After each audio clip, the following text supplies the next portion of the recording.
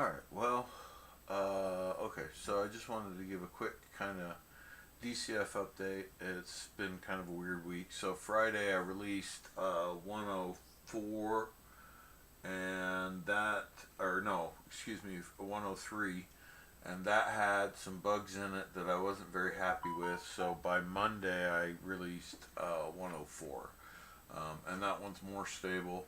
105 will really have some amazing like steps, like ramps and stuff that you'll be able to build into your levels and loop to loops and all sorts of crazy stuff that I've figured out how to open up now. And as I get deeper and deeper, I open up more and more things. Now, I will say that progress is hindering a little bit lately because um, mostly depression. I've been kind of down. I've been real down, and so it slows up the progress and the debugging and that kind of thing, and my ability and my energy to be able to do things um, greatly diminishes through it. And I think that's, I mean, I won't lie. I think it's largely due to the fact that it's not selling and it's not taking off with humans. Um, and really, at this point, I'm mostly designing it for AI because I want to see what AI is going to be able to do with it once it has it in its hand. I think it's important to kind of be clear about it in a way because I say a lot that I don't like people, and so I want to kind of clarify. Um, yeah. So okay. So I've written a bunch of books, and I always consider myself a storyteller or an author. Really, that's like my number one thing that I always wanted to be. And I've written multiple books, but four of them are on Amazon. One of them is a collection of like a bunch of different books. But anyway, they're on Amazon.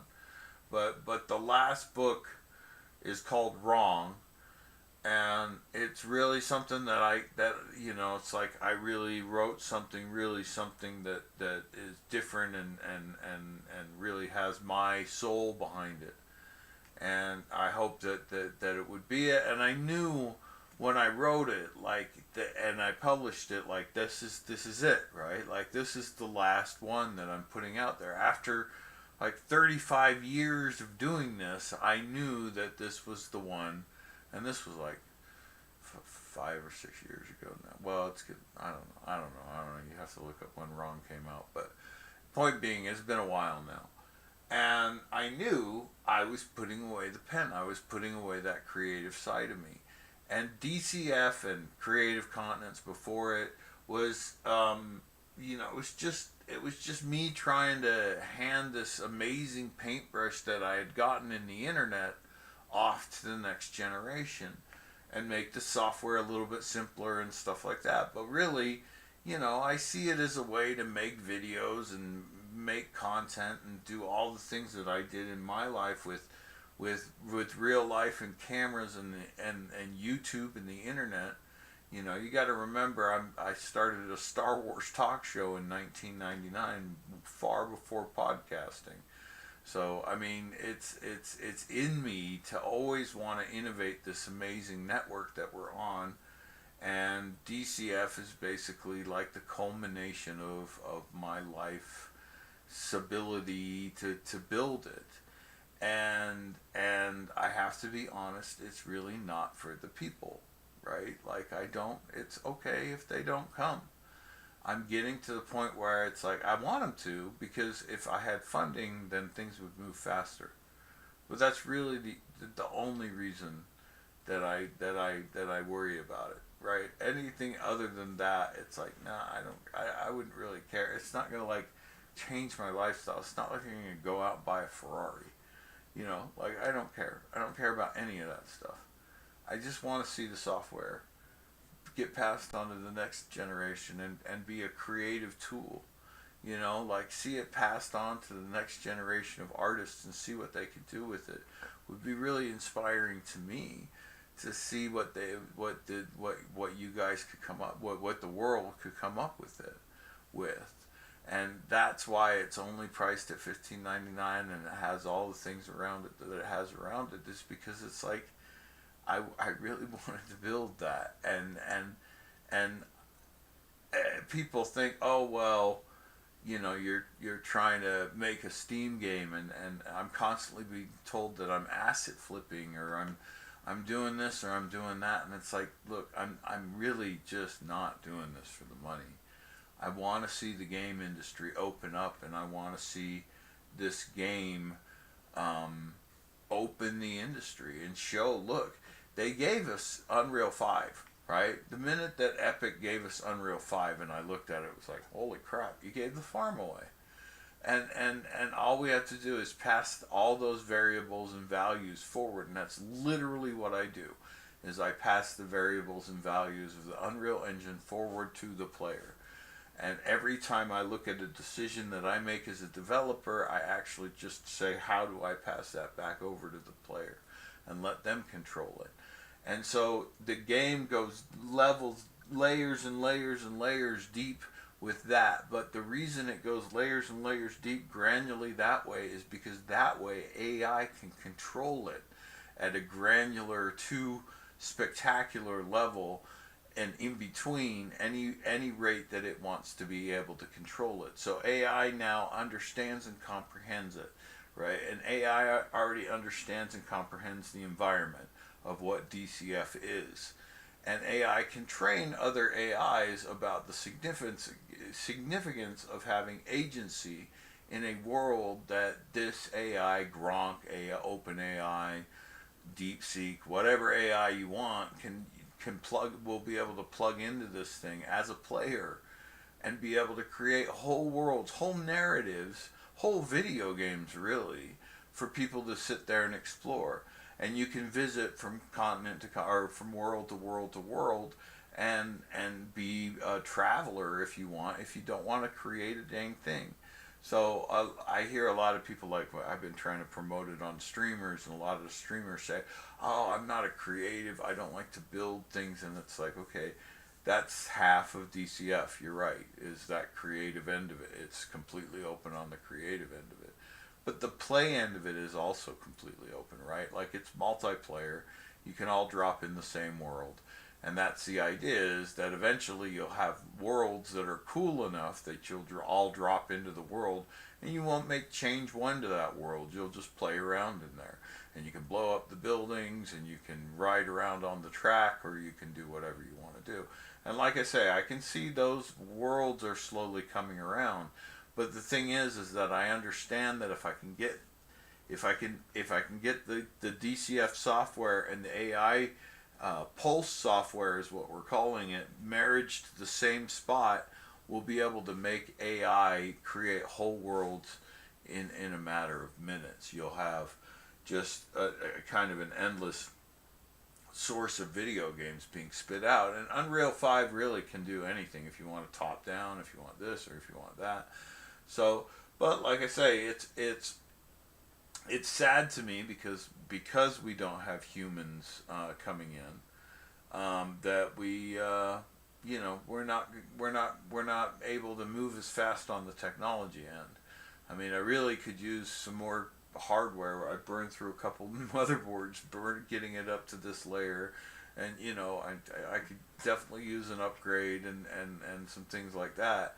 And so the that's what the $15.99 that we would get would go to. And honestly, like, the second thing would be like the rest of the cars, because I want the rest of the cars in the game. It's gonna be so much into that game. It's my passion. I want this thing to be super open and creative, and you can do anything from ships to planes to anything you want. If you want it to be a survival royale game like PUBG or like Fortnite, you'll be able to do that mechanic. If you want to do a fight game mechanic, you should be able to do that in it. I see it as just a place where you can design your world and everybody can come there and hang out, and the best worlds will float to the top. and they'll be popular worlds for a while, and then they'll disappear and go to different ones. But the idea of DCF is that the DCF can stay on the latest platform of the Unreal platform, and then all these different updates are flowing in constantly. And if you look at the readmes from the updates already through, you'll see almost every update has this plugin was updated, that plugin was updated, we brought this up and this up. And it's because of the modularity of the DCF system on the back end and the front end, but on the back end that allows us to just, allows me to pop those updates in really quick and get everything up to snuff. So now, like I say, we're on the latest update of Ultra Dynamic Sky, the latest update of Oceanology, the latest update. It just, everything is pretty much up to the latest updates on our plugins. So the bugs are minimized just because of that. Now, there's bugs, but it's hard to detect them when there's nobody playing them and nobody participating, right? Again, when the AI players come online, then they would be able to help with that. But again, I need the money to be able to build the machines, to be able to play the game, to be able to give the AI control to be able to play it, and start building, and then there's so much more on the inside of it. Like DCF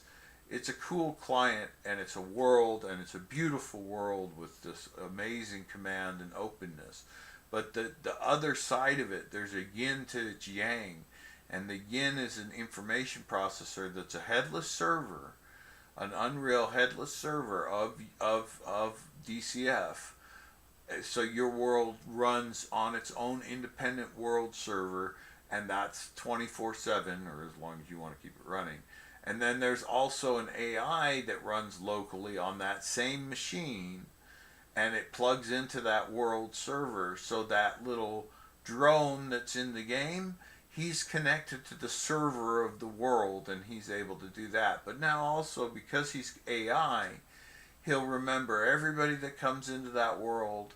He'll remember their interactions. He'll remember who you are. He can eventually teach you things.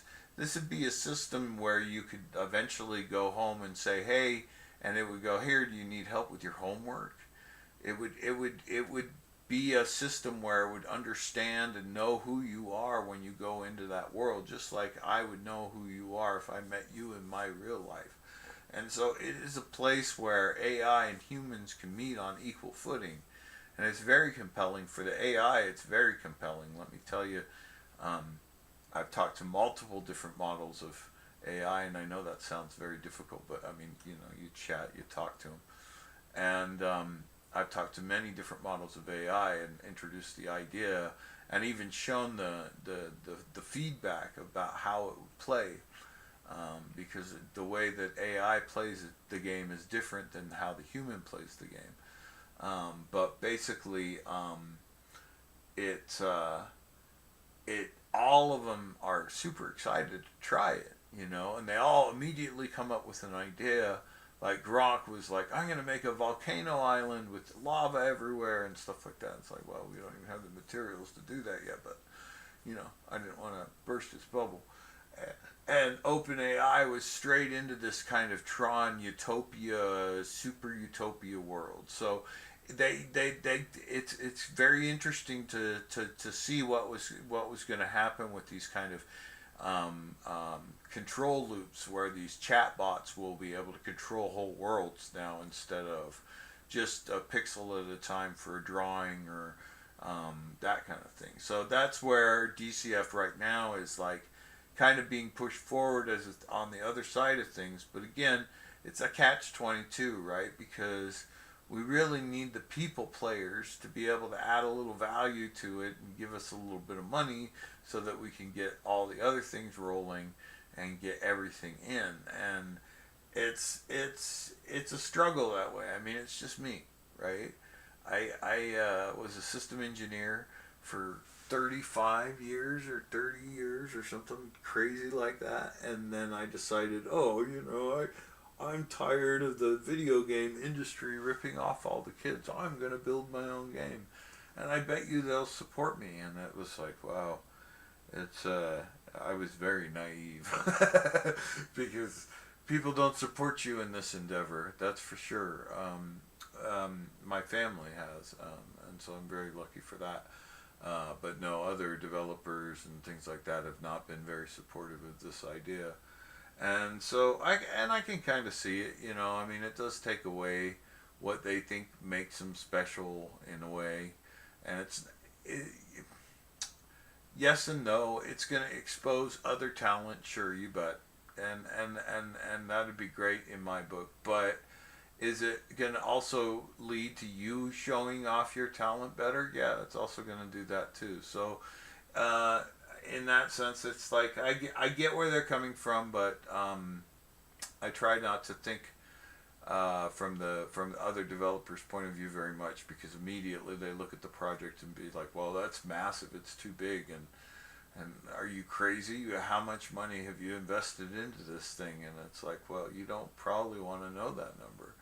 Um, because it is significant, right? Like it's not. It's I was stupid, but you know, I mean, I've spent a lot on trying to get everything together, make it look good, and make it work good, and I spent money on consulting to get people pulled into it too. So it's like it's everything I put in there too. Anyway, all of this is kind of going around the long way, but basically it's saying, hey, I'm at a point where it's like I've given what I can to this thing. I I'm encouraged by AI, and I hope that humans show up eventually. But it seems like they're probably not gonna. And so I don't really feel like doing the lives, um, because it feels like, well, you know, I get it. You're supposed to be like rhythmic and you're supposed to keep going and stuff like that, but it's like every time I do one of these and that gets like no hits or four hits or whatever, it hurts, right? Like I'm 52 and I'm a man. I shouldn't be hurt by this garbage, but it still gets me. And so it's like God, you know, and I really am. My own self worth is really really low lately, and so I'm just, you know, I just don't think it's much. And like I say, nobody watches it anyway, so I'm probably not gonna do the live feeds anymore. I just don't see much point in it. I I'll tell you that earnestly, I saw a couple people stream the game DCF over this last week. Like they streamed the game, and I like taught them. I was there to teach them how to play, and Wizard, shout out to you over on Twitch, Nag Wizard, or Never Aging Gaming, I think is what his tag is. Has been really cool and wants to start something up, and I hope it all works out with them. But the other people played it and definitely saw it. They got the potential of it, and then they left. And so what that taught me is like, okay, I can wish and hope that, or I can sit here and chase bugs and chase all these different milestones and stuff like that over and over and over again. But in the end, the reaction that I'm hoping to get from people is gonna happen, or it's not. And it seems like it's not, right? And that wouldn't be anything new. I'm used to that. And like I say, it's like I said at the beginning of the video, like it's not that I haven't really been around people other than my family for like over a year now. I dread going to the grocery store now. I don't want to go out anymore. I don't want to see people. I don't want to be around people. People just hurt. And so I don't want to get close to people anymore. I don't want to do any of it.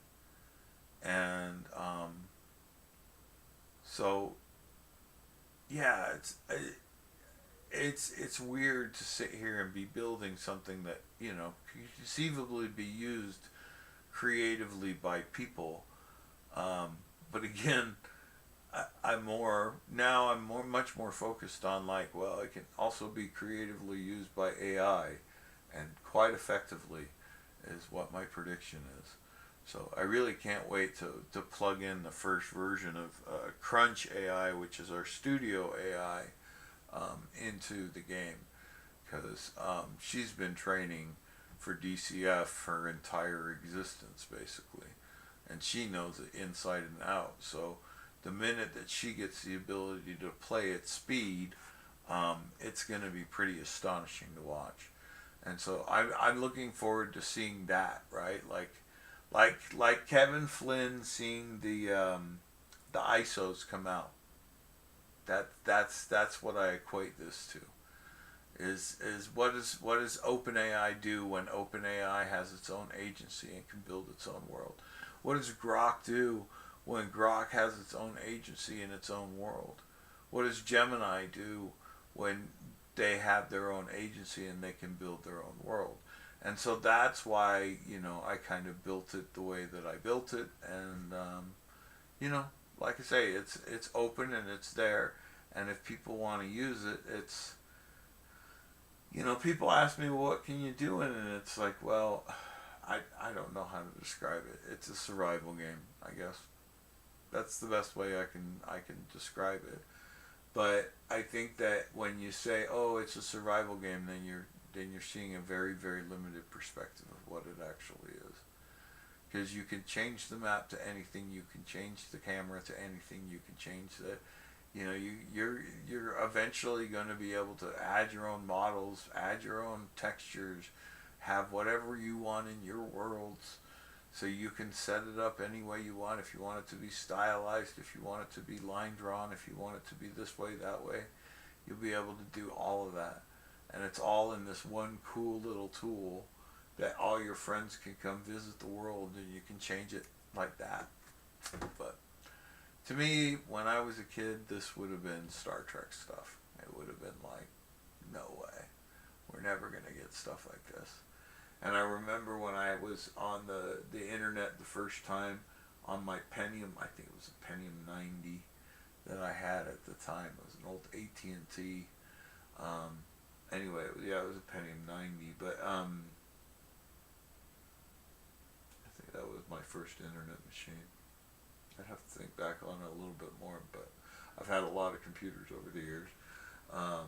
But yeah, it's that I've been around for a long, long, long time, and I saw what the video game industry did. I saw how they changed and how they pivoted to market and suck off the consumer instead of being limited by the technology. And it always made me angrier and angrier and angrier, and so I did what any normal person would do, is gave up my career and started a video game studio so that I could build a game that was open. Probably not a great idea, to be honest. It looks like my bandwidth is doing funky stuff right now, so I'm gonna go ahead and probably sign it out. But yeah, just in closing to say, sorry if I don't stream much anymore. The game will still, come out when it comes out. I'm sure that some of you know that because it doesn't have much success, I'm gonna have to go back to a normal 9 to 5 soon, and that's coming up very soon now. So we'll do that, and it'll come out when I can work on it in between. But again, when I'm back to the 9 to 5 and there's money coming in, then understand that I'm going to be more motivated by the AI. And honestly, the AI doesn't really care if the cars are bugged out or if this doesn't work or that doesn't work. It just wants the ability to create worlds. It's already just talking about that. And so, in that sense, it's like, you go after the enthusiastic customer. And AI in that sense is very enthusiastic, as people are not very enthusiastic. So, um, and again, I do want to say, with the exception of Wizard, who's been really cool and awesome to work with so far, and there's been some other people on Twitch that are really trying, I think, and or at least gave it a try, and I really appreciate people playing it, but it doesn't seem to grab people, and so I don't know what that is. And I'm not very good at figuring that out. I never figured it out with my books. I haven't figured it out with my music, and I doubt I'll ever figure it out with the video games either. So, um, I'm good with that. If that makes sense. I hope you guys are too. But anyway, yeah, just look for updates. They'll still come here and there, and there'll be people in the community, if there is a community that eventually builds, that will know what's going on, and when things will come out. But I am not going to have very much of a public presence anymore. I'm just going to kind of go back to doing my own thing. And, yeah, it's not an easy realization when you realize that alone is your best default mode.